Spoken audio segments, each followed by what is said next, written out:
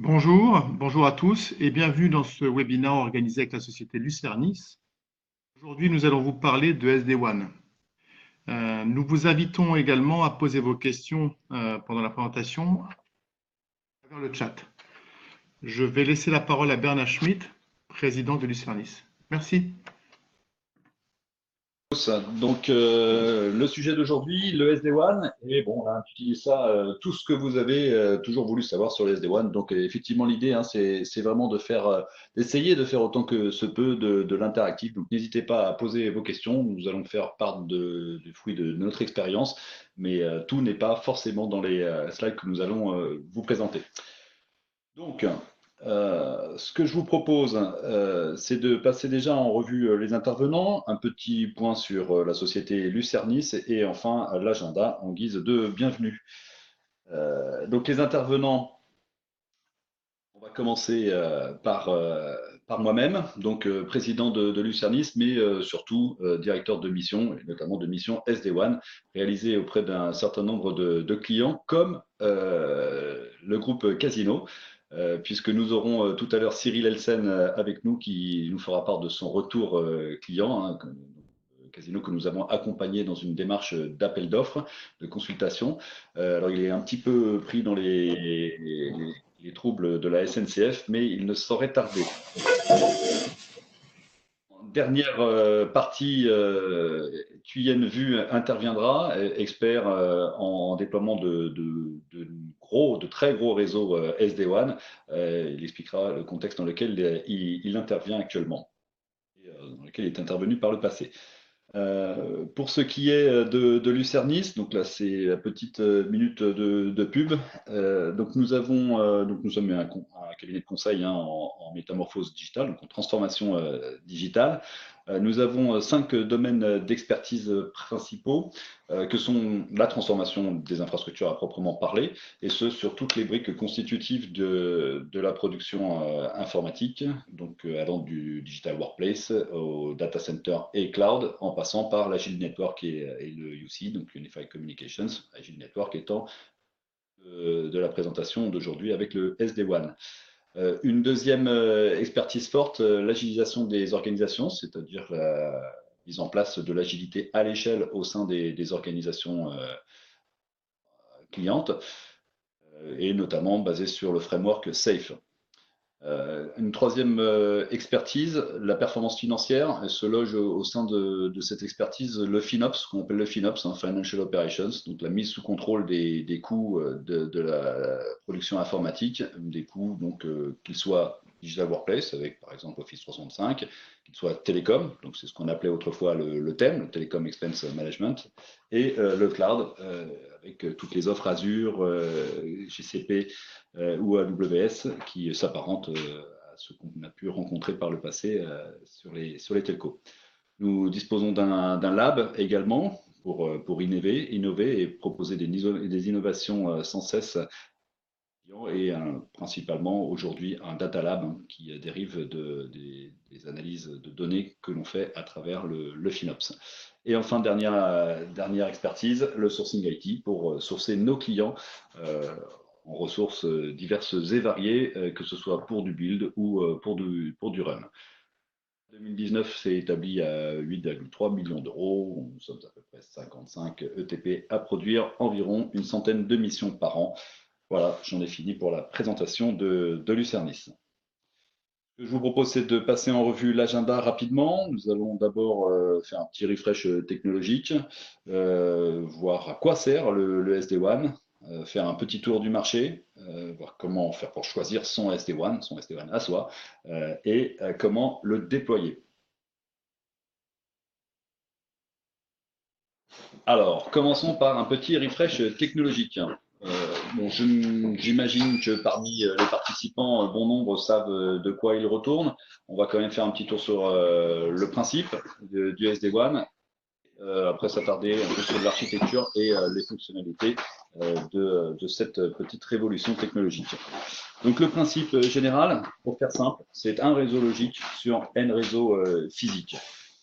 Donc software defined, où le terme SD-WAN, et en mode principalement overlay, mais on va le voir tout à l'heure, on peut mixer, sachant qu'on peut mixer l'overlay et l'underlay. Donc ça veut dire quoi? Ça veut dire qu'on peut avoir N réseaux physiques, qu'il soit MPLS, qu'il soit Internet filaire, qu'il soit Internet non filaire, et par-dessus ces réseaux, un réseau software qui va créer son propre réseau, donc par le biais de boîtiers SD-WAN qu'on verra tout à l'heure dans l'architecture, et en mode overlay, c'est-à-dire en montant des tunnels au-dessus de ces réseaux physiques.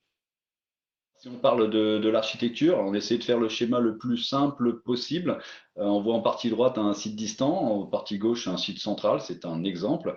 On voit les N réseaux physiques au centre, avec du MPLS, et N réseaux Internet, qui soient XDSL, FTTH, 4G, etc.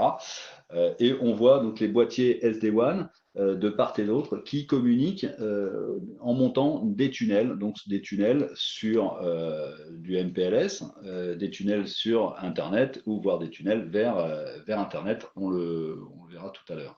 Voilà, donc c'est bien ce principe, on voit là ce réseau virtuel, logique, bâti au-dessus des réseaux physiques et qui permet donc aux différents sites de communiquer en s'affranchissant des contraintes que vous avez que vous vivez tous avec les opérateurs physiques actuels.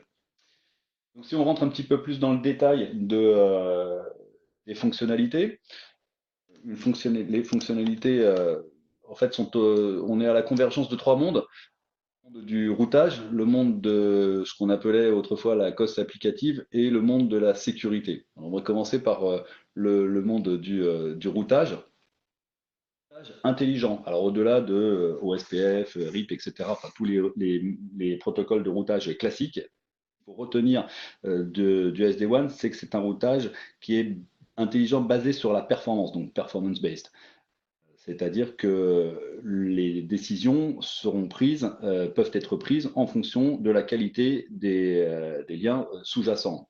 Basculer, par exemple, si le lien principal, on va dire le chemin principal était celui d'Internet, basculer sur MPLS si la liaison Internet, par exemple, se dégrade. Ça, c'est très important, c'est vraiment différenciant par rapport à un réseau classique. Le deuxième point qui est assez intéressant, c'est qu'on peut mixer l'overlay et l'underlay. L'overlay, donc, monte des tunnels, on s'affranchit complètement de la notion du physique sous-jacent. Ceci dit, monter des tunnels, ça peut être consommateur en ressources, ça peut être au détriment d'un any-to-any natif sur le MPLS, et donc on peut choisir, notamment sur la brique MPLS, de faire de l'underlay, c'est-à-dire de passer directement sur le MPLS sans monter de tunnel. Ça peut s'avérer intéressant. Un troisième point, alors il y en a beaucoup, hein, il y a beaucoup d'avantages en matière de routage SD-WAN. Le troisième point, et je trouve assez intéressant, c'est l'agrégation. C'est quelque chose qu'on ne pouvait pas faire. On ne pouvait pas agréger, par exemple, un lien MPLS avec un lien Internet. Là, c'est possible. Le lien vert sur le schéma et le lien bleu peuvent être agrégés, vus comme un seul et même lien d'un point de vue SD-WAN, et pouvoir monter donc des sections qui vont bien au-delà de la taille des liens physiques, ce qui n'est pas possible dans un réseau traditionnel. C'est ce qui s'appelle le bonding, le tunnel bonding. Quatrième point extrêmement intéressant, nouveau, qu'on ne pouvait pas faire aussi jusqu'à présent quand on était par exemple dans un réseau purement MPLS, c'était le local breakout. Local breakout, donc la possibilité de sortir sur Internet directement, donc on voit c'est la flèche rouge, hein, et d'accéder par exemple à des Office 365, des Salesforce, des Amazon, Azure, etc. Voilà, une application très attendue du SD-WAN. Ceci étant rendu possible par une brique qui vient avec le SD-WAN, qui est la brique de la sécurité. La sécurité interne et externe, c'est important de le noter. Jusqu'à présent, la plupart du temps, les sites distants ne bénéficiaient pas d'une sécurité qu'on va qualifier d'interne ou de locale, c'est-à-dire pour sécuriser les flux propres au site. Le SD-WAN, alors là on parle parfois de SSD-WAN, de Secured SD-WAN, peut intégrer une brique de sécurité limité au niveau 3 ou 4, mais qui peut aller jusqu'au niveau 7 avec une brique UTM. Donc qui permet de sécuriser les flux locaux. Donc là, on va être en niveau 3-4, mais également des flux vers l'extérieur. Et là, on va se servir des fonctionnalités de l'UTM avec du filtrage d'URL, du sandboxing, du contrôle applicatif, de l'IDS IPS. Bref, on peut aller très très loin dans les fonctionnalités de sécurité. Et on va le voir d'ailleurs, hein, les acteurs qui aujourd'hui font du SD-WAN, pour certains, monde de la sécurité. Un deuxième set de fonctionnalités très important, la sécurité. On va passer au troisième set de fonctionnalités, tout ce qui concerne la visibilité applicative et le contrôle applicatif, donc la priorisation niveau 7 jusqu'au niveau 7. Par exemple, les URL pour prioriser les flux uns par rapport aux autres, ce qui est particulièrement appréciable dans le cas des flux web, pour différencier des flux critiques type Salesforce, des flux Surf classiques. Une dernière fonctionnalité, le SD-WAN embarque avec plus ou moins de profondeur des fonctionnalités de OneUp, donc de WAN optimisation, d'optimisation WAN. Donc on va parler ici au-delà de la coste applicative, hein, mais de l'accélération, du caching, pourquoi pas de la compression. Certains acteurs, on va le voir par la suite, de ce monde-là, et donc disposent d'une richesse fonctionnelle très, très avancée. Un dernier point sur les fonctionnalités et l'architecture à noter, hein, c'est qu'on a dans une architecture SD-WAN, on dispose d'une configuration centrale. On n'est plus dans le mode où, parce que finalement toutes les technos qu'on vient de présenter existaient un peu ou prou, on n'est plus dans un mode décentralisé où on doit gérer chacun des boîtiers distants, des funnels, etc. On dispose d'une configuration centrale, d'un contrôleur central, ce qui est en partie gauche sur le site central, mais qui peut aussi être cloud. Je ne l'ai pas représenté sous cette forme, mais c'est une possibilité. C'est une configuration centrale, mais pour autant une intelligence locale. C'est-à-dire que si le contrôleur tombe, heureusement, les boîtiers SD-WAN ont l'intelligence embarquée et peuvent survivre à cette.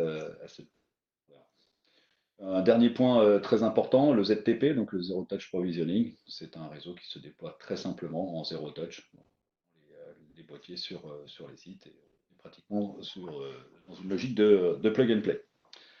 Voilà, j'en ai fini sur la présentation de la technologie. Alors, je pense qu'un certain nombre d'entre vous maîtrisaient déjà une bonne partie de ces éléments, mais c'est important par la suite d'en disposer pour comprendre la logique de mise en place d'un réseau SD-WAN dans une entreprise. Ce que je vous propose, c'est de passer maintenant au chapitre le SD-WAN, ça sert à quoi? À quoi ça sert?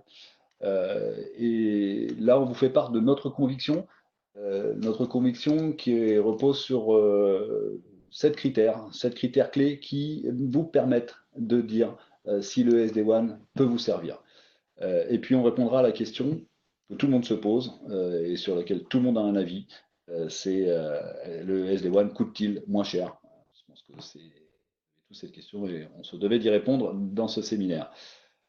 Donc les 7 critères clés, ils sont représentés à l'écran.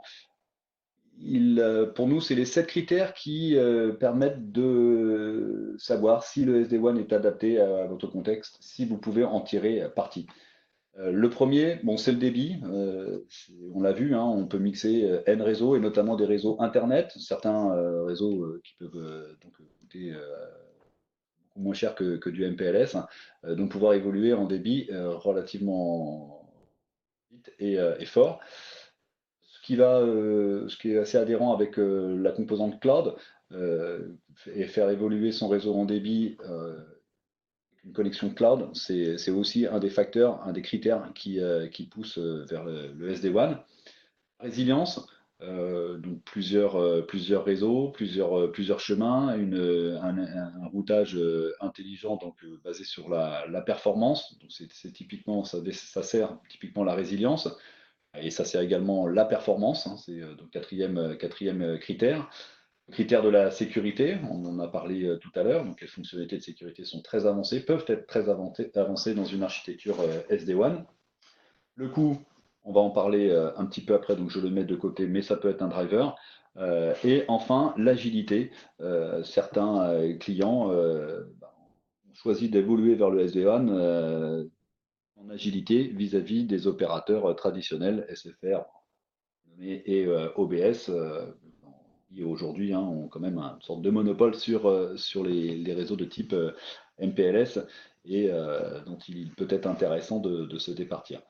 L'agilité donc des réseaux sous-jacents, mais également l'agilité en matière d'exploitation. On en a parlé, ces contrôleurs centraux permettent de gérer cette intelligence de routage de façon relativement aisée.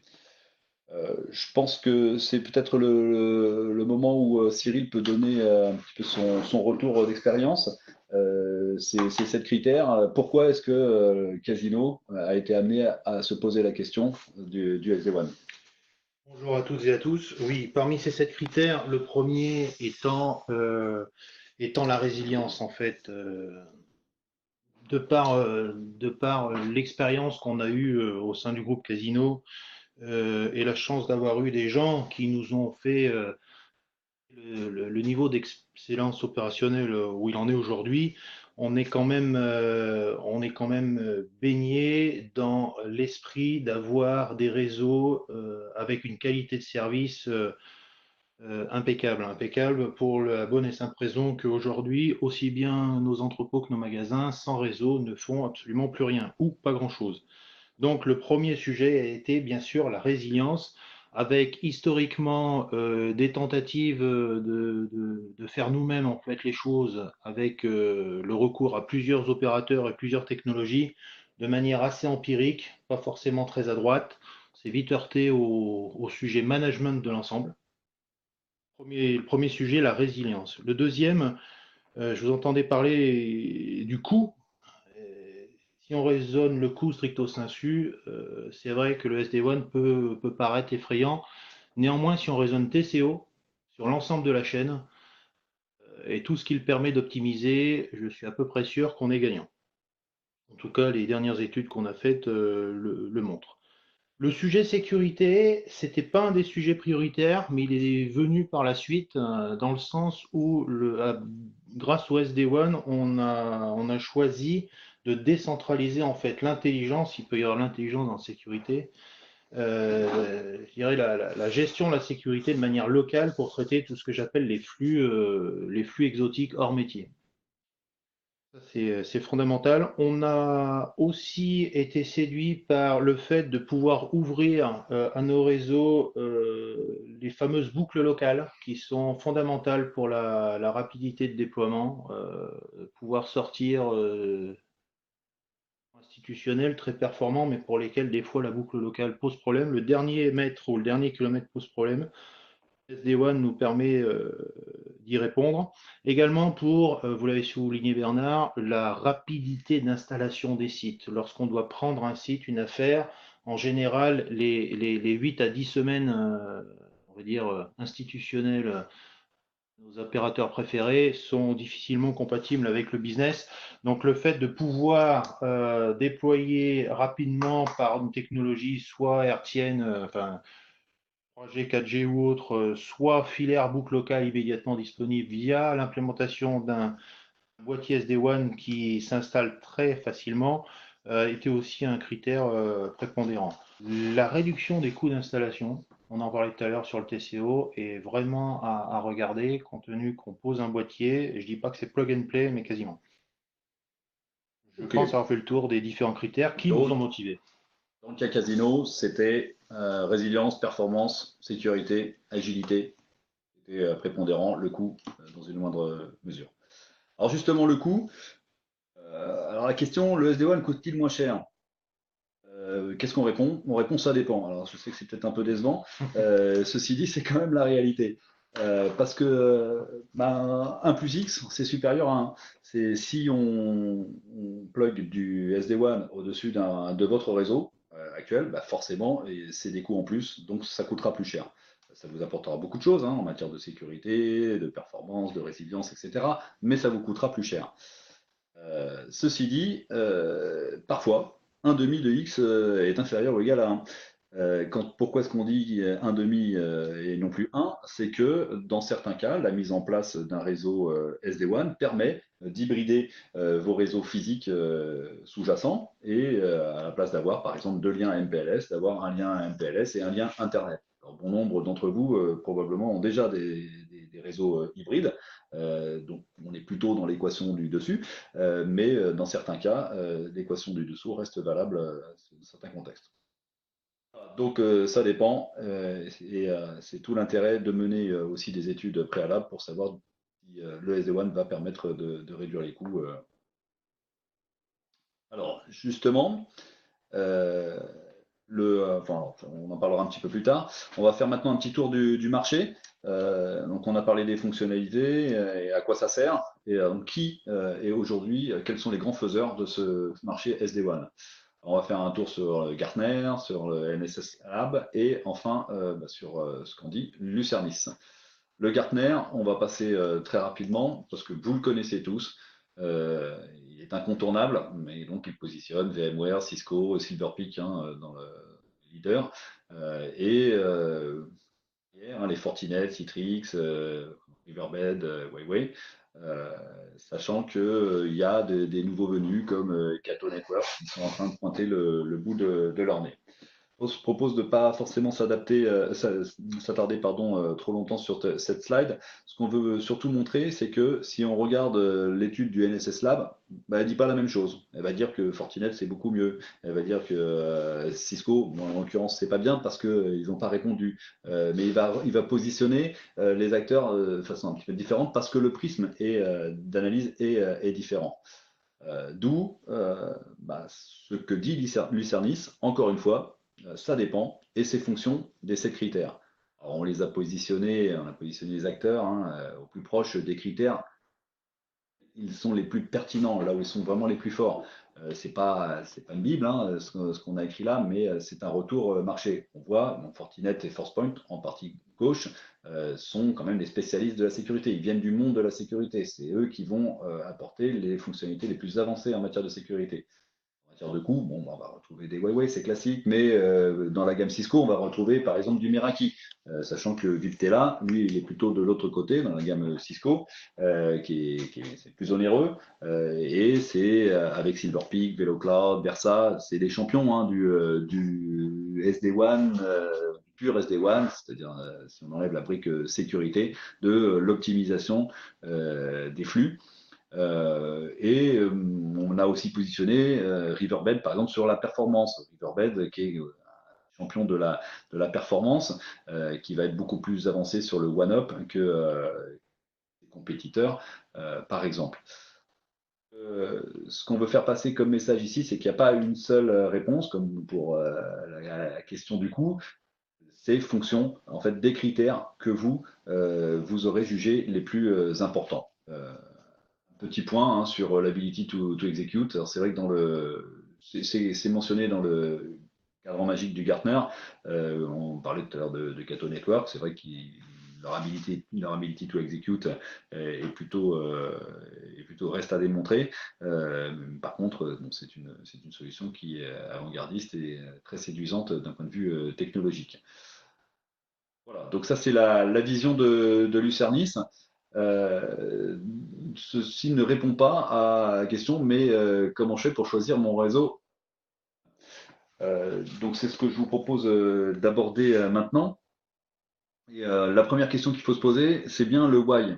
Et nous, ce qu'on conseille véritablement, et Cyril pourra faire un petit retour d'expérience, c'est pas forcément de foncer tête baissée vers le SD-WAN. C'est vrai que le SD-WAN, c'est quand même l'avenir, il ne faut pas se le cacher, mais il faut quand même se poser la question de pourquoi le SD-WAN et peut-être sur quel périmètre le SD-WAN. Donc, répondre au why comment? Souvenez-vous des 7 critères, hein, est-ce que l'un ou plusieurs des 7 critères est adapté à mon contexte?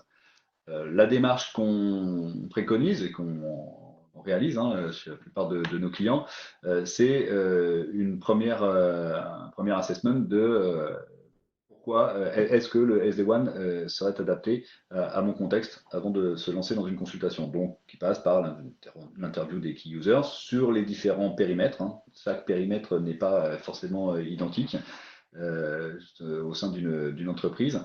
On analyse sur chacun des critères et on évalue les niveaux d'opportunité par périmètre. On peut avoir, pour l'exemple qui est donné ici, en Asie-Pacifique, plutôt un no-go et alors sur l'Europe, un go parce que, par exemple, le débit, la performance, la sécurité sont plébiscités. Donc c'est quelque chose qui est à faire en amont d'une consultation. Ça prend un petit peu de temps, mais ça permet d'en gagner pas mal par la suite. Peut-être que Cyril, tu Oui. peux faire part de ton expérience. Alors l'expérience d'un dossier pas bien démarré chez nous a consisté à confier le dossier à l'équipe télécom qui a bien sûr réfléchi sous forme uniquement tuyau, si je peux parler comme ça, sans être réducteur par rapport au travail qui était fait, mais néanmoins la question du pourquoi, à mon avis, n'a pas été assez creusée en premier abord. Donc, rapidement, on a fait appel au service de Lucernis pour essayer de nous ouvrir un petit peu les yeux sur ce que veut dire un SD-WAN dans l'entreprise, aussi bien en termes de choix qu'en termes de production au quotidien une fois installé. Un sujet aussi qu'on aura peut-être l'occasion d'aborder. Un dossier de consultation est fondamental et ne pas le limiter soit par une approche matérielle, soit par une approche partenaire. Donc on a fait les deux approches. La difficulté, c'est qu'on a beaucoup de réponses et très peu de leviers pour choisir parce que les réponses sont très étoffées. Bien travailler son dossier de consultation après avoir définir le pourquoi on fait du SD-WAN, ce que l'on veut y trouver. On ne rappellera pas les 7 critères, mais néanmoins c'est fondamental. Et surtout, rapidement, pour éviter d'avoir quelque chose d'insurmontable à décortiquer, c'est avoir soit une approche purement partenaire et service, soit opter rapidement pour une approche matérielle, pour atteindre la réponse rapide sur le pourquoi. Parce que le matériel, je vais y embarquer de la sécurité, de l'intelligence de routage, etc., etc. Ça, c'est fondamental. Je pense que voilà, si c'est à refaire, on ne se privera pas dès le départ de se faire accompagner par des gens qui connaissent le sujet. Donc, comment consulter justement une fois qu'on a répondu why, c'est comment je vais trouver le bon partenaire, le ou les bons partenaires. Donc, pour nous, il y a 3 lots qui sont à considérer dans une consultation de type SD-WAN. Le lot connectivité, donc les réseaux sous-jacents dont on a parlé tout à l'heure. Le lot technologie et intégration, c'est solution SD-WAN, parmi tous les acteurs qu'on a pu voir tout à l'heure, et quel est l'intégrateur qui sera le plus à même de la déployer. Et enfin, un lot exploitation. C'est vrai que c'est une surcouche, c'est plus les opérateurs qui exploitent leur réseau, c'est bien une surcouche au-dessus des opérateurs, donc il faut l'exploiter. Donc il y a un lot inévitable d'exploitation de la solution.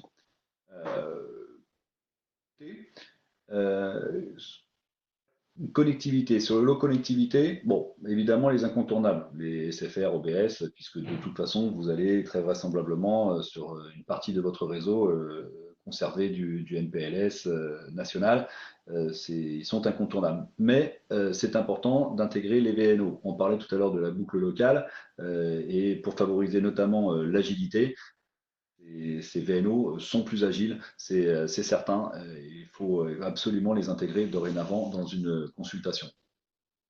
Sur la technologie et l'intégration, revenir aux 7 critères. Et parmi vos critères, certains sont prépondérants et par conséquent, certains acteurs sont plus à même d'y répondre. Alors, au niveau chouchou, vous avez forcément des chouchous. Chacun travaille bien avec tel ou tel prestataire. C'est à favoriser, hein. Le lot exploitation est un lot service. Les prestataires de services sont à plébisciter. Vos prestataires de services sont à plébisciter. Mais il faut veiller à combiner l'approche constructeur. C'est ce que disait Cyril tout à l'heure, c'est que si vous adressez juste aux prestataires de services, vous allez potentiellement ne pas avoir la technologie qui correspond le mieux à vos 7 critères. Eux aussi, hein, vos chouchous, ils répondent avec leur techno. Vous avez le droit et surtout le devoir d'orienter la consultation pour qu'elle réponde technologiquement à vos besoins. Cependant, il ne faut pas marier la carpe et le lapin. Ça, c'est comme d'habitude. Si un prestataire de service n'a jamais déployé une technologie en particulier, il ne faut pas forcer la main parce qu'il ne rendra probablement pas le service. Donc, on clôt ainsi la partie enfin, comment choisir son SD-WAN. Et je vous propose maintenant de passer en revue le déploiement. Pour cela, je vais passer la main à Thuyenvu, voilà, qui vient de désactiver son micro. Et je vais passer à la première slide de la préparation. Donc, Thuyen, nous faire. Donc, Thuyenvu. Donc, tiens. Tout tient dans la préparation, parce que ce type de projet, alors à quoi ça je dirais que mon retour d'expérience c'est des projets d'envergure. On parle de 50 à 200 déploiements par mois. Ça, c'est le type de projet que je mène. C'est un retour d'expérience sur plusieurs et migrations. Voilà, tout tient dans la préparation. Il y a le contrat. Donc, Christophe, tu peux faire bouger le slide.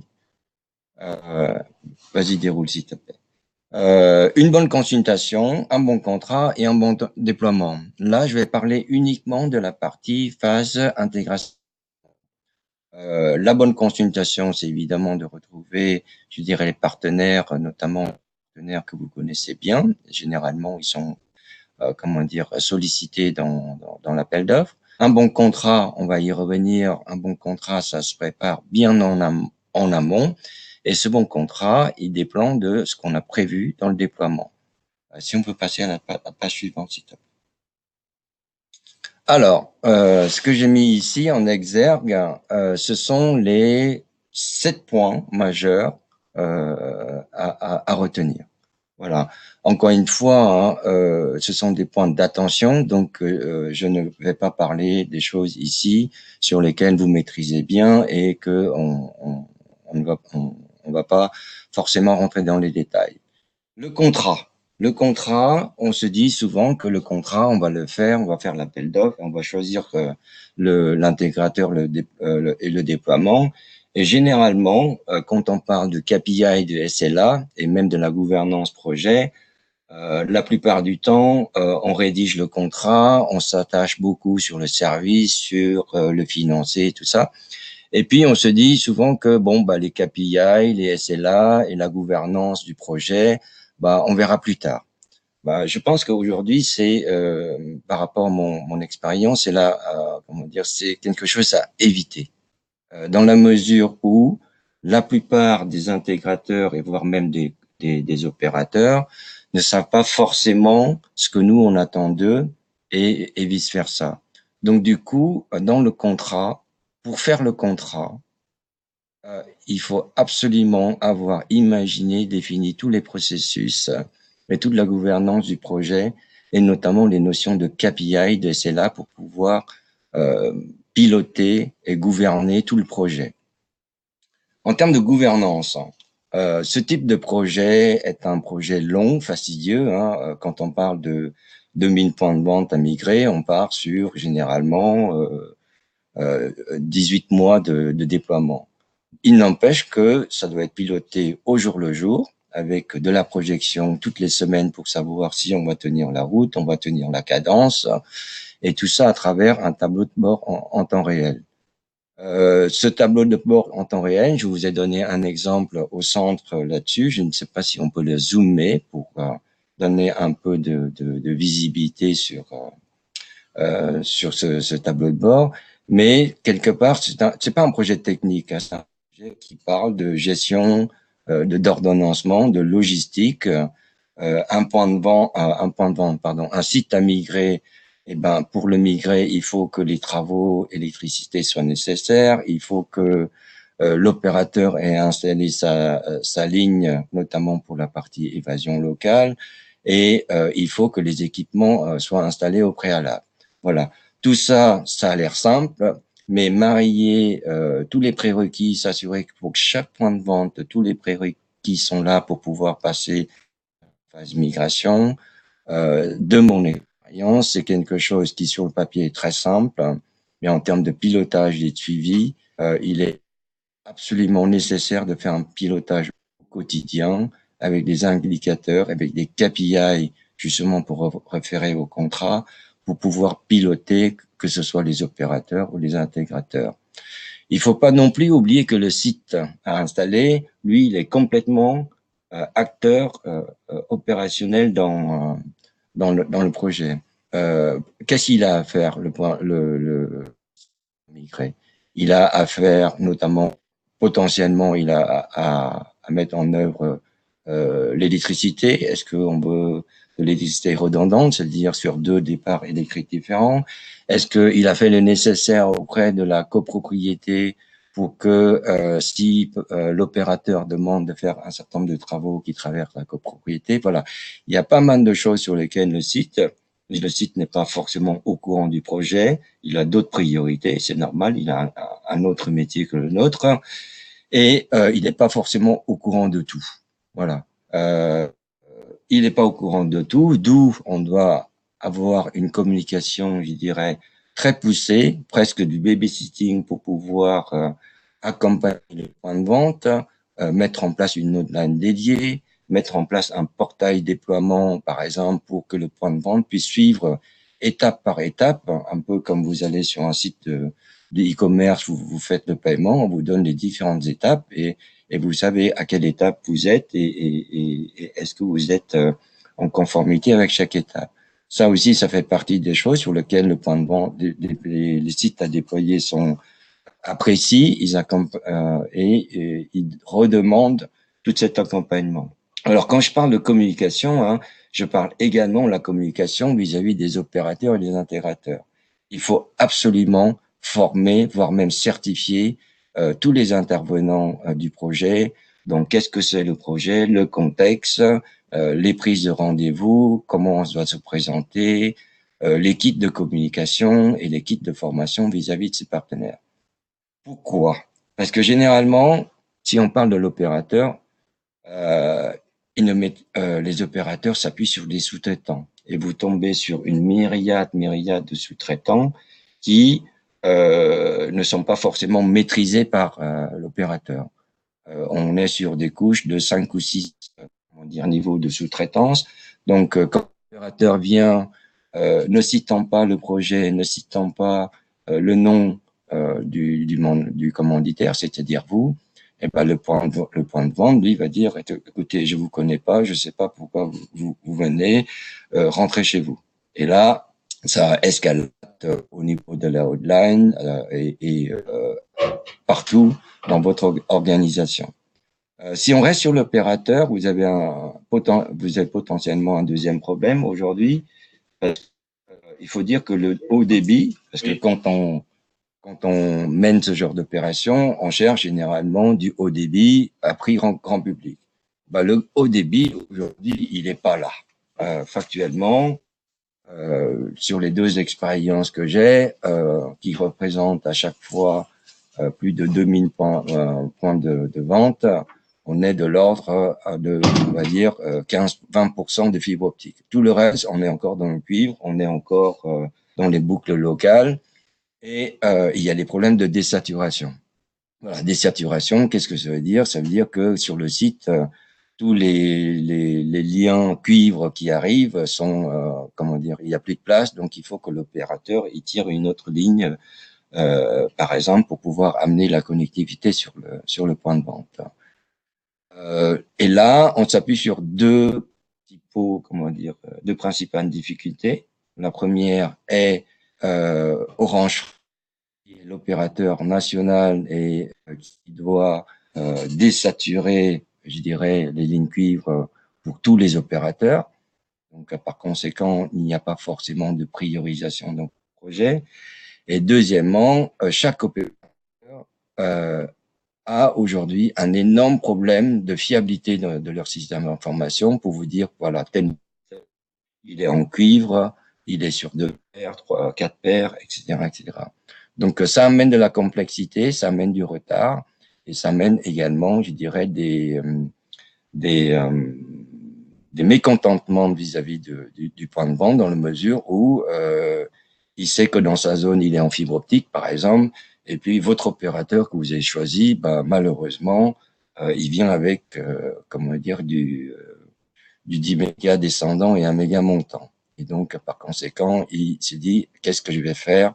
Et je vais avoir pas la bonne performance nécessaire pour mes besoins. Alors, on parle ici de projets techniques en ingénierie, là. D'accord. Pour le point de vente, généralement, on a toujours notre discours technique, hein, nous informaticiens, on vient vous amener du 2 mégas, du 10 mégas, mais quelque part, le point de vente, c'est pas forcément ce qui l'intéresse. Et si on revient aux 7 points principaux que Bernard a présenté, la mesure de performance, ou éviter tout discours de fibre optique, de cuivre, tout ce qui s'appelle technico-technique. D'accord? De point de vente, ce qui l'intéresse, c'est est-ce que quand je clique sur la génération de ma fiche de paye, par exemple, combien de secondes ça prend avant et combien de secondes ça prend après. Et ça, c'est par rapport à mon expérience, c'est le seul message audible et compréhensible. Et ça, c'est ça qui va faire adhérer le projet. Donc, généralement, on est sur des projets longs, gros, mais il ne faut pas, je dirais, s'éviter de faire ce type de mesures et de les afficher. Et c'est ça aussi qui va faire adhérer votre projet à l'ensemble des intervenants. Voilà. En ce qui concerne l'intégrateur, parce que c'est lui qui va déployer les points de vente, c'est lui qui va avoir le contact privilégié. Au-delà de la formation et du discours, des kits de communication il faut que ce soit fait au préalable, lui, généralement, il se dit, bon, voilà, bon, que je vais optimiser mes tournées. Parce que lui aussi, même s'il y a un contrat avec vous, bah, son intérêt, c'est essayer de faire 2 ou 3 interventions dans la journée, dans la même ville, autour d'un périmètre prédéfini. Si il n'a pas forcément dans la priorité de dire, voilà, le point de vente est prêt, et ben, il faut qu'il installe tout de suite plutôt qu'attendre 2 semaines, 3 semaines, etc. Donc, tout ça, comment dire, ça revient sur les KPI, sur les SLA que vous aurez définis en amont pour préparer le projet. Parce que si vous ne faites pas ça en amont, l'intégrateur va dire, écoutez, moi, je me suis engagé à faire 10 migrations ou installations par semaine, bah, je le ferai quand j'aurai optimisé mes tournées, quand j'aurai suffisamment de points de vente proches des uns des autres pour le faire. Donc ça va vous amener des mécontentements et puis ça va vous amener systématiquement sur un planning que vous maîtrisez forcément pas. Et puis le suivi des relances, le suivi et des relances. Quand je parle de suivi des relances, je parle du suivi des prérequis, c'est-à-dire tout ce que a à faire l'opérateur, le point de vente, et voire même les équipes internes de votre organisation, s'il faut installer une baie informatique, rajouter un switch, etc., etc. Donc tout ça, ce sont des process qu'il faut bien définir en amont. Il faut cadencer, il faut dire voilà, à travers le board, dire voilà, cette semaine, il y a tant de points de vente qui sont prêts à installer, ben, il faut les installer. Les points de vente où il ne manque plus que l'opérateur, bah, challenger l'opérateur pour qu'il puisse livrer la ligne au plus tôt. Voilà. Tout ça pour revenir sur le point de vente. qui est quand même la pièce maîtresse de notre organisation, le point de vente, il est peu disponible. Donc, le point de vente, lui, il a d'autres choses à faire de la journée, il a son business à faire, et donc, par conséquent, il faut le choyer, le chouchouter, parler pas du tout technique, lui laisser, par exemple, des dossiers papier sur le local technique, là où vont arriver tous les travaux, les interconnexions, pour faire le relais entre les intervenants. Voilà. Aujourd'hui, euh, si on regarde bien par rapport à tous ces indicateurs, j'ai mis le site au centre parce qu'aujourd'hui, dans la plupart des cas, les prises de rendez-vous, que ce soit pour l'opérateur et pour l'intégrateur, sont assez compliquées. Pour vous donner un exemple, pour une prise de rendez-vous, pour ce qu'on appelle une prévisite, par exemple, c'est une visite de chantier, on est entre 5 et 10 appels pour obtenir un rendez-vous. Donc voilà.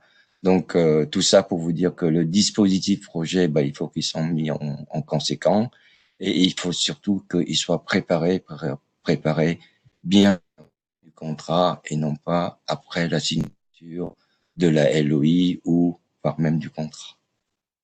Voilà, j'espère avoir fait le tour. J'avais pas beaucoup de temps. J'ai essayé de faire. J'espère que ça n'a pas été trop vite et je suis à votre disposition. Je te repasse la main, Bernard. Merci, merci beaucoup, Thuyen. Oui, c'est vrai qu'on n'a pas beaucoup le temps. On a envie d'en dire beaucoup plus. Mais ça peut être faire l'objet de discussions ultérieures. Donc, en particulier, donc on a intégré dans le support les numéros de téléphone, adresse mail, voire contact LinkedIn, etc., qui vous permettront d'en savoir plus. Donc n'hésitez surtout pas. Mais avant cela, vous avez tout le loisir de poser des questions via le chat et on se fera un plaisir d'y répondre, sachant qu'on en a déjà une. N'hésitez pas à envoyer vos questions, c'est le moment de le faire. Nous avons encore une petite dizaine de minutes. Donc, on a une question qui concerne, alors dans le cas casino, hein, elle est technique, je vais pouvoir y répondre. C'est sur quel lien Casino s'est-il appuyé pour l'underlay MPLS ou Full Internet? En fait, la logique qui a été retenue, plus de faire de l'overlay sur tous les types de liens. Donc pas d'underlay. Sinon, l'underlay, effectivement, ça peut être sur la partie MPLS ou Internet, évasion Internet. La partie Internet pour rejoindre le data center ou d'autres sites est forcément en overlay puisqu'il y a montée de tunnel. Donc, mais dans le cas précis de Casino, on a adopté une logique overlay pour avoir une homogénéité de gestion de l'ensemble.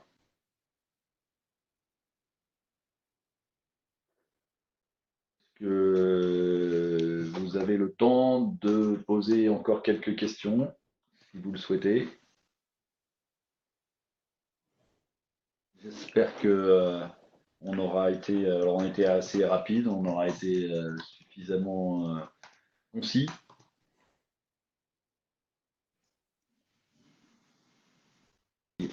Il n'y a pas, on ne voit pas arriver d'autres questions. Déjà une question.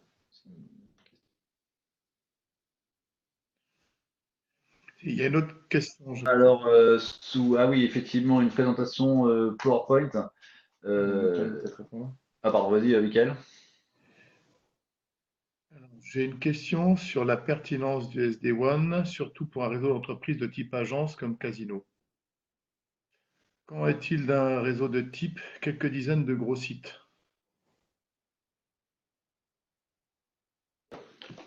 Si j'ai bien compris la question, c'est est-ce que vous voulez comparer le fait d'avoir un réseau d'agences, on va dire plusieurs centaines d'agences, versus petites agences, si je peux parler comme ça, versus un réseau de taille avec des sites beaucoup plus importants en termes de taille, mais avec une volumétrie bien moindre. Est-ce que c'est bien ça votre question? Exactement. C'est la bonne question. En fait, au niveau SD-WAN, c'est pas vraiment la partie volumétrie d'agence qui, de mon point de vue, hein, ça n'engage que moi. Si par exemple on doit traiter un périmètre de plusieurs gros sites, euh, moi typiquement sur nos entrepôts, c'est effectivement la résilience dans un premier temps qui a motivé le choix du SD-WAN, à pouvoir multiplier les boucles locales et multiplier les technos, faire cohabiter des technos, MPLS, Internet et technos non filaires pour éviter l'effet pelleteuse malheureusement encore fréquent.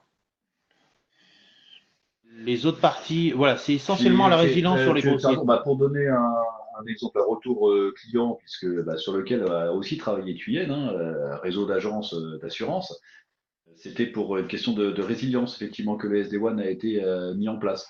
Une résilience, entre guillemets, à moindre coût, puisque l'agent général devait souscrire un accès Internet grand public qui était adossé à l'accès MPLS, qui était aussi, lui, de type Echo ou Small, hein, en fonction des appellations chez les deux grands opérateurs.